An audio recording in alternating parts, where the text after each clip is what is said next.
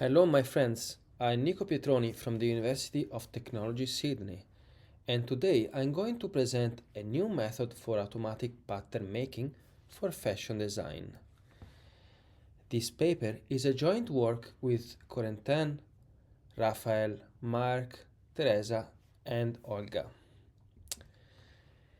Traditionally, to produce a garment, tailor starts by taking real measurements on a model.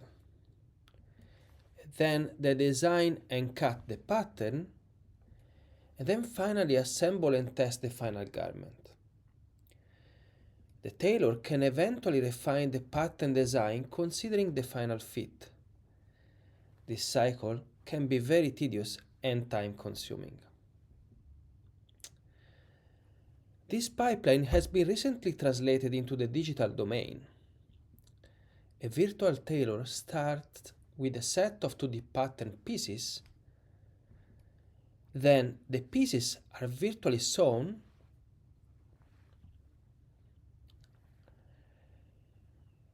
and the result is physically simulated.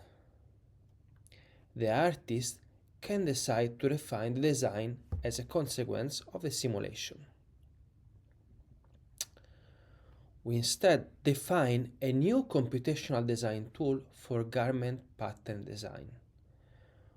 We start with a simple triangle mesh, and our system can automatically derive a pattern layout with bounded tensile stress.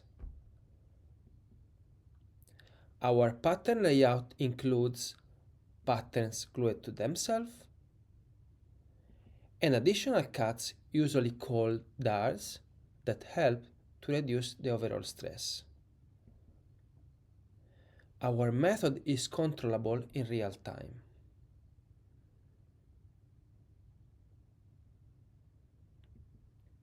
And the final pattern layout is ready for fabrication. There are several commercial tools for digital garment design. However, none of them derive the pattern layout automatically. Some recent works can optimize an existing pattern layout to deal with movements or to fit to a given body shape. However, the topology of the layout is usually fixed. In geometry processing, several methods can infer seams automatically. This is to derive a UV mapping or to produce a quadrangulation. Our method is inspired by the recent work of Pietroni and colleagues. Here we provide an overview of our processing pipeline. We start with a triangular mesh and optionally we use a symmetry plane. Then we compute a cross field, and then we run our algorithm to derive a patch decomposition. This step consists of a greedy algorithm that is driven by a new textile-aware parameterization. Our method generates the associated 2D sewing pattern layout ready for fabrication. To derive a cross field, we start with the principal curvature directions. And then we smooth it using the approach by Diamanti and colleagues. The smoothing process takes into account the curvature anisotropy and might include hard constraints, such as the alignment to the boundaries or some user-defined constraints. We also include constraints to force the field to be symmetric. But what does it mean to produce a nice pattern layout? First of all, we want the seams to be uniformly distributed. Also, we want their intersection to be orthogonal, resulting in simple patch shape.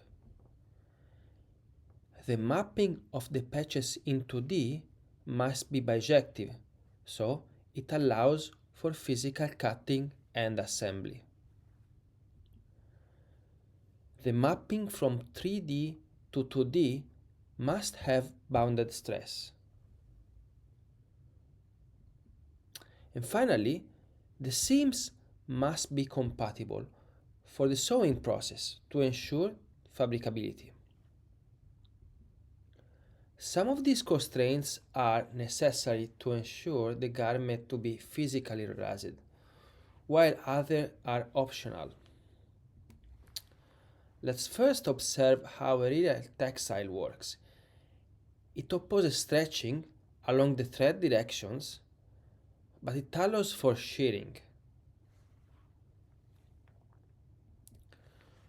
To formulate this behavior, let's consider a triangle in 2D and its corresponding triangle in 3D. If we take a unit length frame in 2D, then the elongation or the compression of the threads can be measured as the squared distance between the length of each vector in 2D and the corresponding vector in 3D. We can then formulate this quadratic energy term for each 2D direction, U and V. To better control this term, we then blend this energy with the usual as rigid as possible formulation.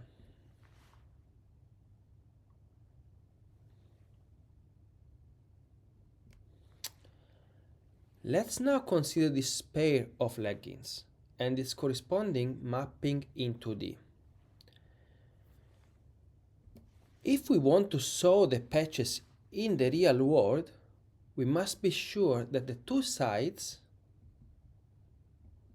are compatible.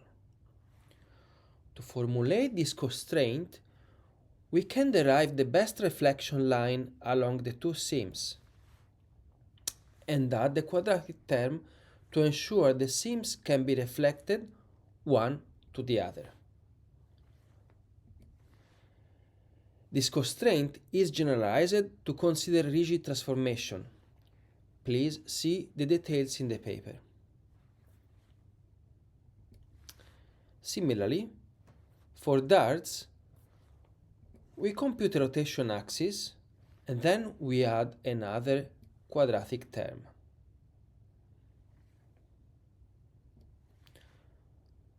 Our optimization starts by computing an initial parameterization using least squares conformal maps. And then we proceed with the local global approach until convergence. Our energy terms include the Arab term, the one modeling the stretch of the threads, the seam constraint, and the dart constraints. The method can also be extended to consider multiple poses as we demonstrated in the paper. Okay, traditional garment patterns usually align the grain direction with the vertical axis. This ensures predictable and symmetric draping. In some cases, the tailor may also perform a bias cut, favoring another alignment axis in specific directions. Then, let's suppose we want to align the grain along the y-axis. We project such an axis on each triangle in 3D and we obtain the corresponding target vector in 2D. Then, in our optimization algorithm,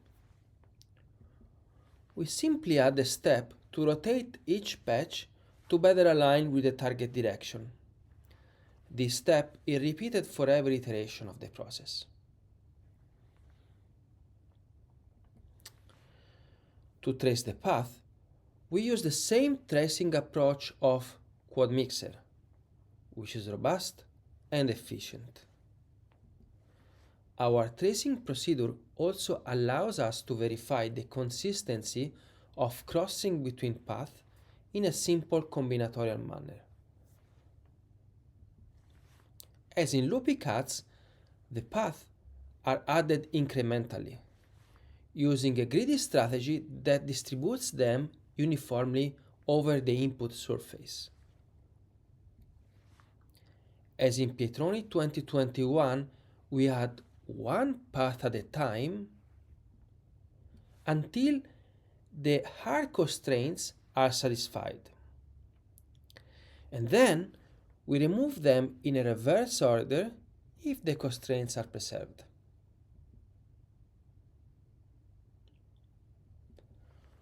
To effectively decompose a garment, we need two kinds of paths. We need to define loops, and we need to define paths that links border to border. So these two kinds of paths are fundamental to get a proper decomposition. Paths are inserted symmetrically, and at the end of the process, the paths along symmetry line can be safely removed if our constraints are preserved. At the end of the optimization process, to create darts, we first sample uniformly each remaining seam. Then we merge each portion iteratively as long as our constraints are preserved. As always, while merging, we update dynamically the 2D mapping. Notice that if we start merging from areas with positive curvature, there is a high chance that the resulting pattern will overlap in 2D. So, we prioritize merging in the areas with negative curvature. Our approach uses two main parameters: the maximum allowed stretch and the maximum number of patch corners. Here we can see the different designs that can be generated by varying these two parameters. The method is general enough to work also with animals like dogs or kangaroos. The method can be controlled by an artist in real time using some simple sketches. Our system updates the pattern layout after each sketch operation.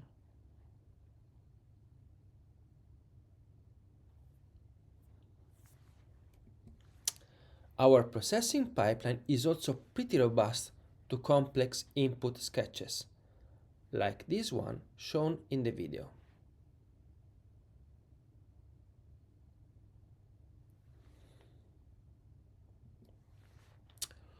We used our method to fabricate an actual garment.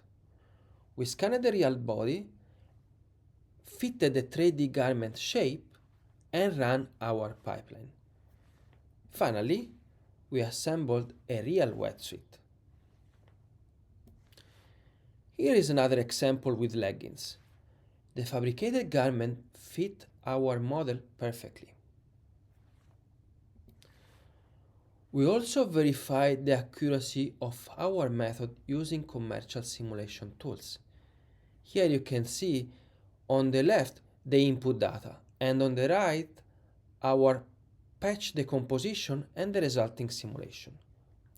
As it's possible to verify, the patch decomposition preserved the intended shape of the final garment. Finally, I would like to thank my collaborators and invite you to check our code on GitHub.